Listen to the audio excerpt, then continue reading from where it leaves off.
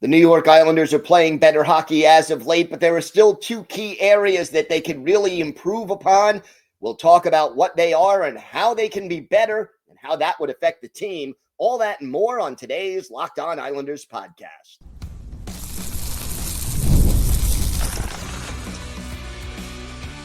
Your Locked On Islanders, your daily podcast on the New York Islanders.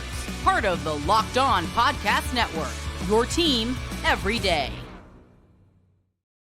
Welcome, everybody, to the Thursday edition of the Locked On Islanders podcast. We are part of the Locked On Podcast Network, your team every day. I want to thank everyone who makes Locked On Islanders your first listen every day. Don't forget to subscribe on YouTube or wherever you listen to podcasts so you never miss an episode. And by the way, the Locked On Podcast Network is now the #1 sports podcast network. So thank you for all your fine listening and viewing so that we could reach this milestone. I'm Gil Martin. I've been covering the New York Islanders for almost 2 decades, and I wrote the book Ice Wars on the history of the Islanders' rivalry with the Rangers from 1972 till the modern era. So glad you could join us today and talk a little Islanders hockey, and we've got a lot to cover. We're going to break down 2 areas that this team needs to improve upon despite their solid play as of late. We'll talk about them, what they are, how they can be improved. We'll also talk about what has made the biggest difference for Ilya Sorokin, and we'll preview tonight's game against the Vegas Golden Knights as the Islanders head west. All of that and more coming up on today's show. Let's start with the 2 areas that need to be better for the New York Islanders. I think the most obvious one right now has been the play of the fourth line. And everydayers will remember just yesterday, we discussed that the Islanders had more 10-point scorers than any other team in the league through 16 games. And, you know, it's Horvat, Palmieri, Barzal, Schaefer, Pajot, Lee, Drouin, and Heineman. And, you know, how impressive that was. But here's the one thing that has really held the Islanders back, and that is the play of the fourth line. And I'm not naive. I do not expect, look, the fourth line gets less ice time. They often get their ice time in less than ideal circumstances, last minute of a period, right after a penalty kill, whatever it is, they're not getting prime ice time, right? But while I don't expect necessarily the same kind of scoring output that you're going to get from the top 9, the fourth line has to do something. It has to, Islander fans, it hasn't been that long ago, just a couple of years ago, the identity line, right?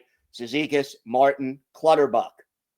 They were not major offensive contributors to this team's success, but they were contributors to this team's success. They set the tone. They were physical. They were tenacious on the forecheck. And they were able to contribute even if you're not saying, yeah, these guys are just, taking the names and, scoring left and right. No. They may not have been putting up a lot of points, but nobody, and I mean nobody, doubted their contributions. But now, this year, the fourth line, offensively, they're doing next to nothing.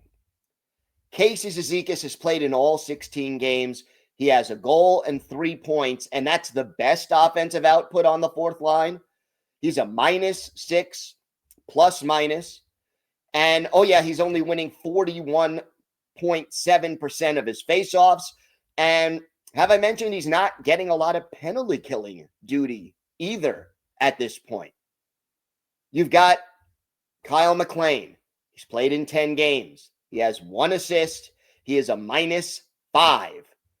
And, again, with McLean not delivering a lot of hits necessarily, not playing particularly well offensively, not standing out defensively. He's there. He'll give you the 7, 8, 10 minutes a game. But as far as what he's adding to the team, it's not easy to quantify. Maxim Siplikov, 10 games played. He spent some of that time on the fourth line. 1 goal, no assists, -6, plus minus. Other players have had time on the fourth line. You know, Mark Gatkin played in 1 game. We've seen certainly some fourth line time from Anthony Duclair. Emil Heineman played a very little bit of time on the fourth line, I believe, a few shifts, if that. But for the most part, your fourth line just isn't contributing enough for this team to lay down the physicality, to play great defense, to give you even occasional offense. It's just not there. And I think something really does need to be done about it.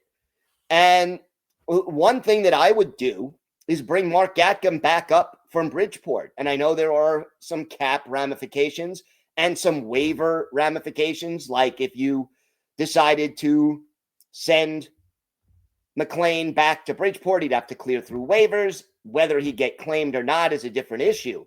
But I think Mark Gatkin would add physicality at the very least to the fourth line.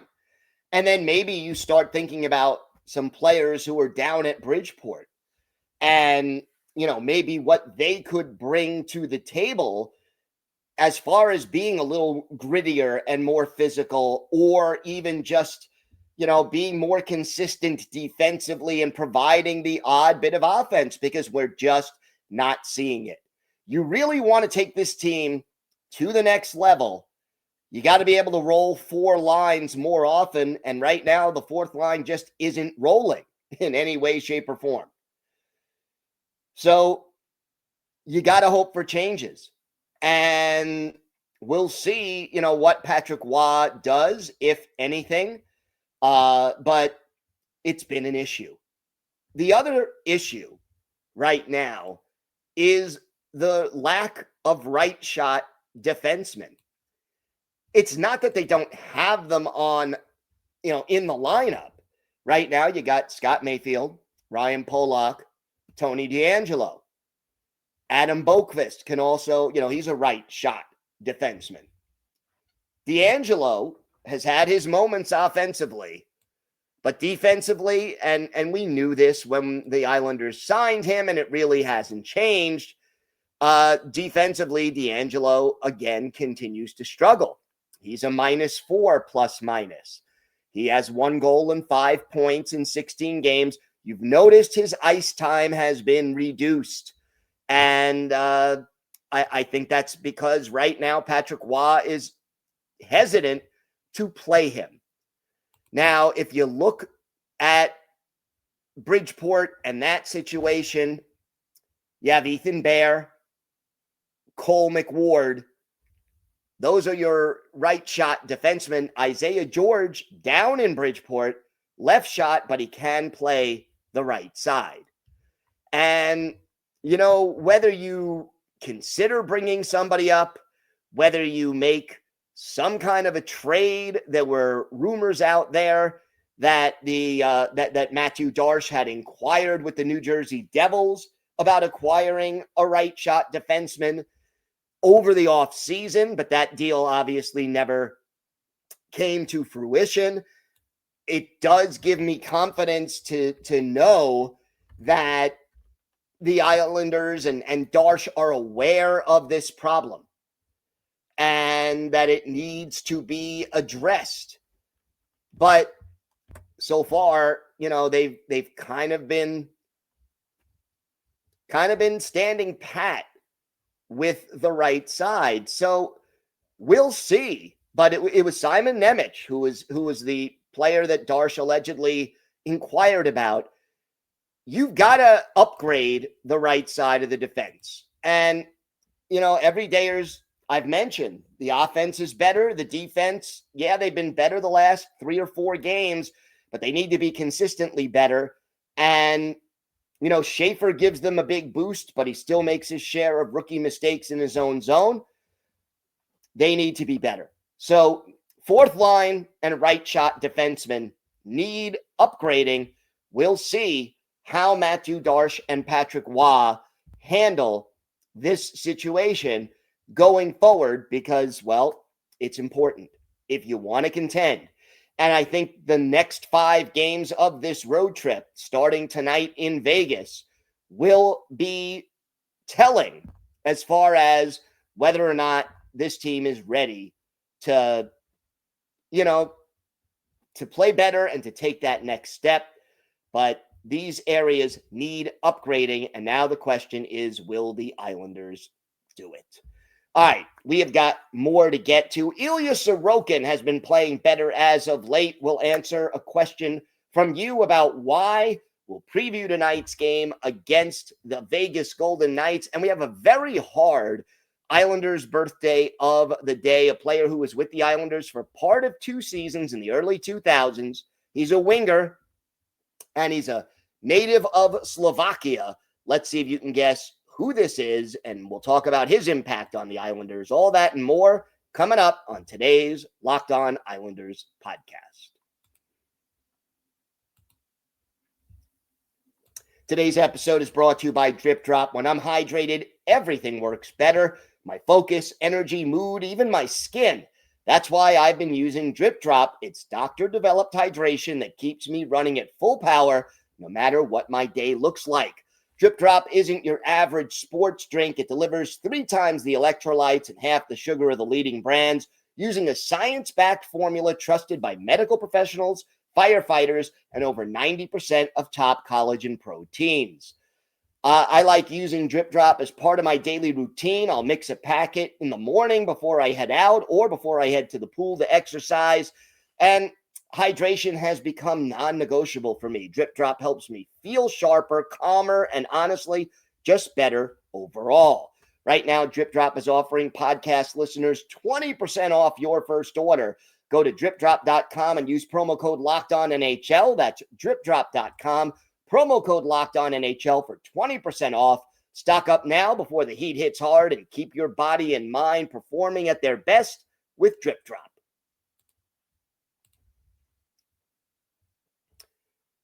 We dip back into the mailbag, and it's always great to hear from our viewers and our listeners. This one is from Charles in Land O'Lakes, Florida. Hi, Gil. I'm an Islanders fan from 1979 to the present day who grew up on Long Island, and I continue to wear the blue and orange. It's hard not to notice the premier play of Ilya Sorokin since the goalie coach change.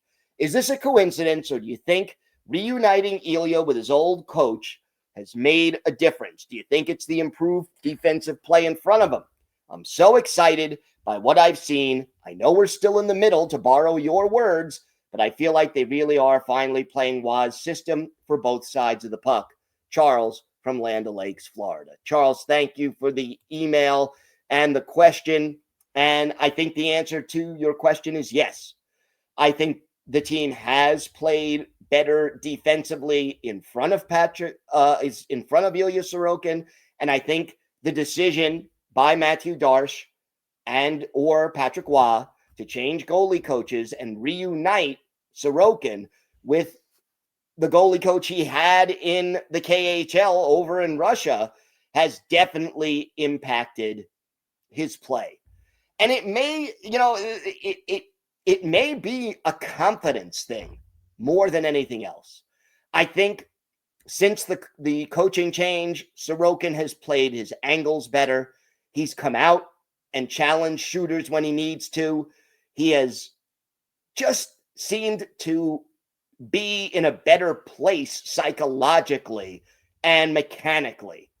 And when you combine that with the fact that you're not facing 40 shots a game, including, 20 high danger chances, that makes a big difference as to how a goalie plays. And the confidence factor, I think, filters in more ways, in the sense that,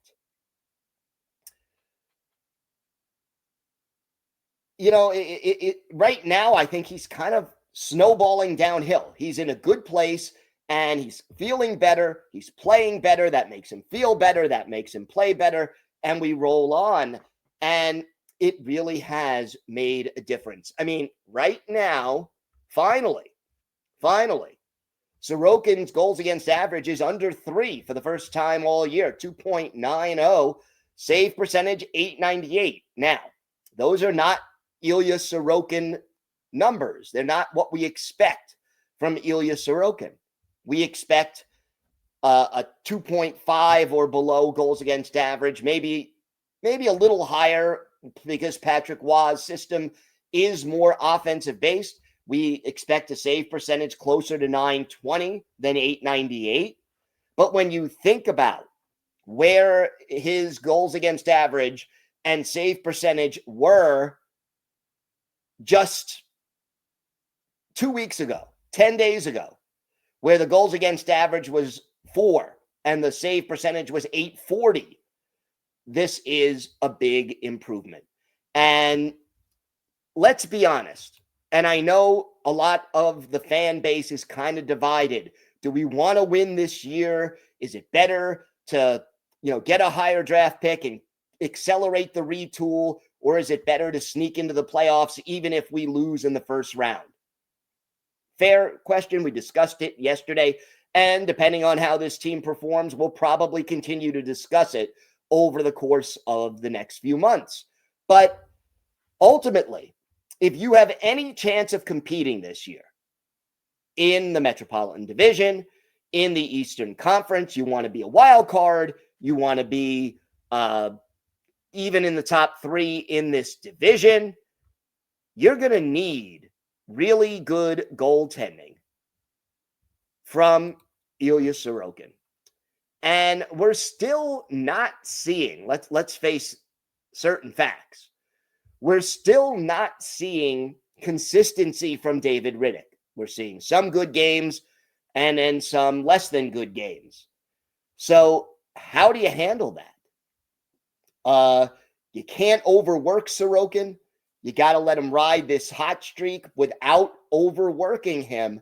And it'll be very interesting to see. Now, you look at the standings right now with the Islanders. They're the first wild card as of entering Wednesday night's games, rather. But right now, 6th place in the Eastern Conference is Ottawa. They have 20 points.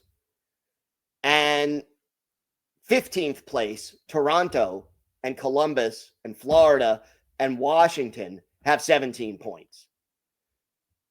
This is going to be a dogfight. And if you have any hope of competing for a playoff spot this year, you need this Ilya Sorokin.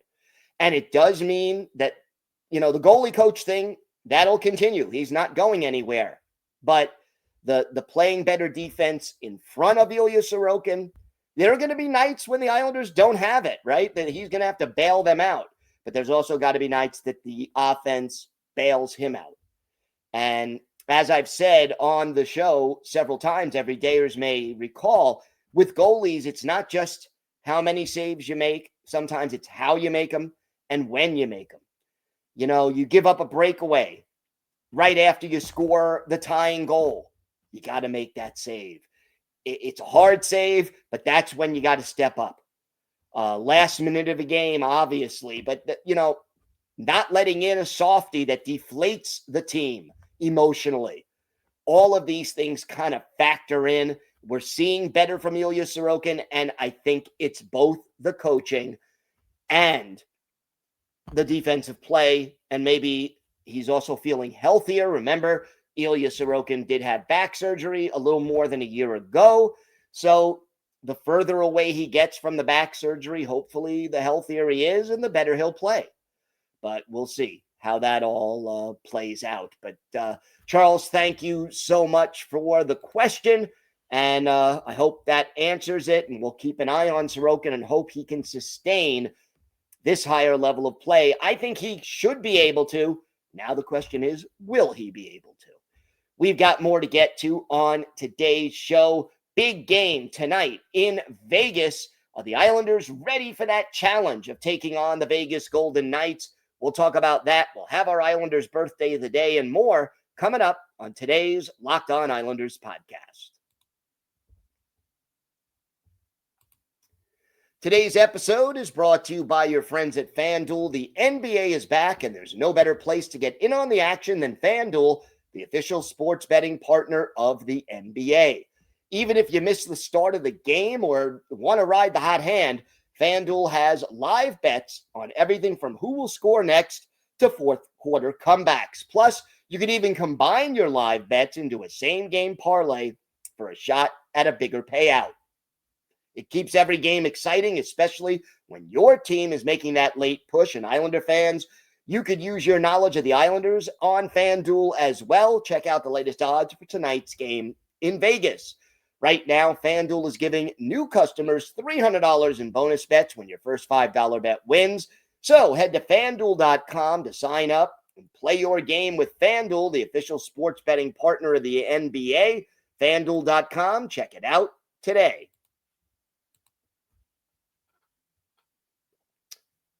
Islanders, Golden Knights, 10 o'clock Eastern time. So again, just as a reminder, we will have our premiere on YouTube and also on our audio platforms probably about an hour after the game ends. So look for that. We will not be premiering at our usual midnight Eastern time slot, so we can obviously have our analysis of this game.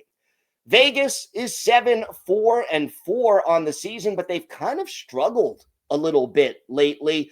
They lost in their last game to the defending Stanley Cup champion Florida Panthers 3-2, and they've kind of struggled through the last 4 or 5 games. And yet, here is a team that is still top 10 in goals against. They're kind of struggling to score, though, 21st in the league in that department. Both of the special teams kind of in the middle, the power play a little better. They are 12th in the league heading into tonight's game. Meanwhile, the PK 19th in the league. And, Jack Eichel is their leading scorer. He has 8 goals, but 22 points. Meanwhile, Pavel Dorofeyev, 10 goals, but only 1 assist. So he's leading the Cy Young battle. But 10 goals leads the team. And then how about Mitch Marner, who they acquired from the Toronto Maple Leafs? He has 19 points in 15 games, only 4 goals, but 15 assists. And this is a big, physical, and skilled team. It's a real test to see how much better the Islanders are. Listen to this top line. Jack Eichel, Ivan Barbashev, Mitch Marner. Tomas Hertl centers Brendan Saad and Pavel Dorofeyev on the second line. Brett Howden, Riley Smith, and Keegan Colasar make up the third line. And from left to right on the fourth line, it's Cole Reinhardt, Colton Sissons, and Alexander Holtz. On the blue line, Braden McNabb and Shea Theodore, the top pair. Noah Hannafin and Caden Korzak are the second pair. Jeremy Lausen and Zach Whitecloud are the third pair. And the goalies, Carl Lindbaum and Akira Schmid. On IR, Mark Stone, Alex Pietrangelo, William Karlsson listed as day-to-day, Aiden Hill listed as day-to-day or listed as out right now. We'll see if any of them can come back. Now, some updates on the Islanders.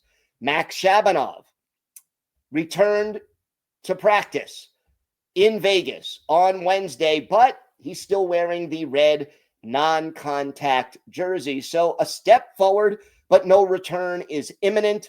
And, they said there's no timeline yet for his return, but he did travel with the team to Vegas, and he has resumed skating with the team. So there is some positive news there. He hasn't been in the lineup since October 21st. And then Scott Mayfield did not practice with the team as his wife went into labor. So if Mayfield is not back on time for Thursday, and I get the feeling he may not be, Adam Boqvist will step in and play for the first time since October 30th. So those are Islanders practice/injury updates. And obviously, we'll keep you up to date on X as far as what's going on. But look, can the Islanders match up with a big, strong, skilled, physical team like the Vegas Golden Knights? Vegas may not be playing their best the last 3 or 4 games, but if you're ranking 7 or 8 Stanley Cup contenders this year, Vegas is in that conversation. You're on the road, 3rd road game in a row, although first game of actual, plane travel to get to a game. This is important, and we'll see how the Islanders handle this test, knowing also, by the way, that you've got a back-to-back because you're in Utah Friday night. So we'll see. Oh, it'll be Ilya Sorokin against Vegas, David Riddick against Utah as of now, according to Patrick Waugh. Time now for our Islanders birthday of the day. Big bonus points to anyone who gets this one. But, well, today is the 45th birthday of former Islanders winger Juraj Kolnik. Kolnik, born in Nitra, Slovakia. I hope I'm even coming close to pronouncing that right. He was a 4th-round pick of the Islanders in 1999. Made his NHL debut with the Isles in 2000-2001. Played 29 games, had 4 goals, 7 points in 12 penalty minutes. Played 7 more games for the Isles in 01-02. Later played for the Florida Panthers and then finished his career mostly in Switzerland, but in Europe, and hung up his skates after the 2017-2018 season. He played in 240 career NHL games, 46 goals, 95 points, 84 penalty minutes, never appeared in a playoff game in the NHL. One of his better games with the Islanders, how about February 22nd, 2001, Islanders hosting the Flyers at the old barn, Fort Neverlose, the Nassau Veterans Memorial Coliseum. And after the Islanders fall behind 3-1 after the first period, our Islanders birthday of the day, Juraj Kolnik, he scores his 2nd goal of the year. Brad Isbister and Jason Krog with the assist. That makes it 3-2. And in the 3rd period, less than 2 minutes in, Kolnik scores again, only assist to Jason Krog. It's all even at 3-3. And then in overtime, with 8 seconds left in the extra session, Roman Hamrlik gets the game winner for the Islanders, beating Roman Cechmanek, who was in goal for Philly. John Van Beesbrook made 20 saves to earn the win for the Islanders. But for our Islanders birthday of the day, Juraj Kolnik, he had 2 goals on 2 shots on goal. He was a +2. He had 2 penalty minutes, and he was on the ice for 14 minutes and 42 seconds. So Juraj Kolnik is our Islanders birthday of the day. Thank you for making Locked On Islanders your first listen today. For your second listen, check out the all-new Locked On NHL Game Night. Every game, every night until a Stanley Cup champion is crowned. Get local analysis on a national scale. You could find NHL Game Night on Locked On NHL on YouTube or wherever you listen to podcasts. It's part of the Locked On Podcast Network, your team every day. If you have a question, comment, maybe a topic you'd like us to discuss on a future episode, you could email us at lockedonislanders@gmail.com. If you leave your first name and where you're from, we're happy to mention you on the show when we talk about whatever's on your mind. You could follow the show on X at Locked On Isles. You could follow me, Gil Martin, on X at Ice Wars, NYR vs NYI. We'll keep you up to date on all things Islanders all year long, and I'm live tweeting during nearly every Islanders home and road game. So join me for some instant insight and analysis, and it's great to talk Islanders hockey with you, game time or anytime. Everydayers, we are back tomorrow. We'll have our key takeaways from the game against Vegas. Remember, will go live about an hour after the game. We'll also preview both of this weekend's games, Friday in Utah, Sunday night in Denver to face the Avalanche. Not an easy 3 games coming up, but we'll preview all of that, break it all down for you on tomorrow's show. Until then, have a great day, everybody. Stay safe. And of course, let's go Islanders.